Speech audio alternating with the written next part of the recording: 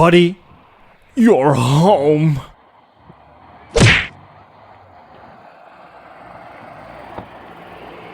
Welcome to the Netherlands, a country with a car culture so complete that there is a car meet specifically for the weird, rare, and strange. This meet is for the wallflowers, the social outcasts of the automotive landscape. It doesn't matter what you drive, whether it's old or new, foreign or domestic, as long as it's weird, obscure, strange, or rare. Considering the fact that my car, with only 40 left in the country, I thought I would belong here. Let's have a look. Let's start with this car, a Hyundai Grandeur, the successive model of my car, the 2006 Hyundai XG350. Who knows, will this be the next Ed's Auto Reviews company car? Talking about next company cars, I managed to test drive this white Cadillac DeVille from like the late 90s, and I absolutely loved it. Rides much like my own car, but even more floaty, and less road feel, and worse mileage.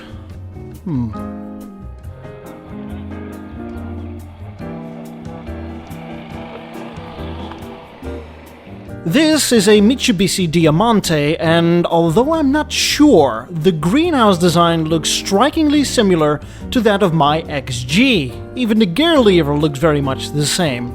And that's not a surprise, as Mitsubishi and Hyundai had a previous partnership. And I might be seeing things, but I would be surprised if they shared the basic body shell. Alright, enough with the Korean cars, because I have no single clue at what this is. It says Max on the hood, but you know what, let me look up the license plate.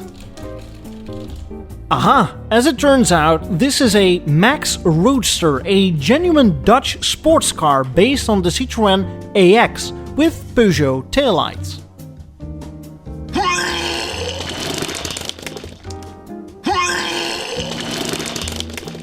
Can you imagine my frustration when I recently made an episode about minivans, making use of outsourced footage, and only after making the episode I finally get to see one in real life? This is an Oldsmobile Silhouette. Only once have I ever seen one of these things before, out in the wild in the street. They quickly gained the Dustbuster moniker because of their front slope and overall design that reminded people of the vacuum cleaner.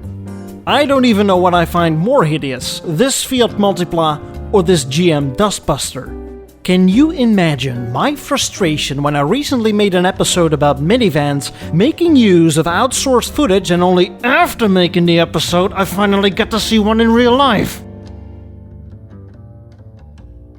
Can you imagine my frustration when I recently made an episode about Malcolm Bricklin and the Yugo in America, making use of outsourced footage, and only after making the episode I finally get to see one?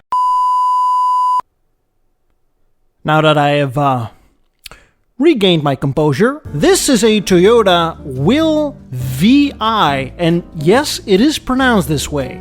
This car was part of a group of Japanese industry giants who wanted to introduce a new line of attractive products under the Will name for young urban professionals. This car was part of this. It's from the year 2000, although that's pretty hard to tell. It tries to look retro, but at the same time it isn't. It looks downright cartoonish, with a slanted rear window that reminds me a bit of early 60s Mercurys and Citroëns. Oh, I get it. You want to be unique and original, like the rest of us. But to be fair, I like the Daihatsu Copen, a modern-day interpretation of the classic MG. Do a burnout! If you think that the American Hummer or its ancestor, the Humvee, is big, you have never seen the Toyota Mega Cruiser. Holy moly, this thing is big. And I looked it up, the original Humvee is only slightly wider, but this thing is taller and longer. I challenge you to tell me what this is. Pro tip, you can't. This is what normal people think when you talk about an MG, and this is what weird people think when you talk about an MG. Presenting the MG Metro for 1986. Okay, back to this car. I gave you a moment to think about it, but this is an Ogle SX1000. The Ogle is a front-wheel drive coupe-styled vehicle designed by David Ogle, based on the Mini. That's right, for the modest sum of 550 British pounds or 12,000 pounds today, you could transform your Mini into one sleek-looking sporty coupe. Only 69 were made, and you can probably guess by now that's probably because of some financial reasons, right?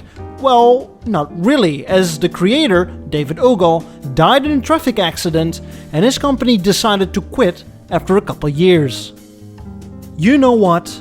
I'm going to shut up for a moment and let you gaze upon every single detail on this ultra customized Chrysler PT Cruiser. This thing is insane. Take a look.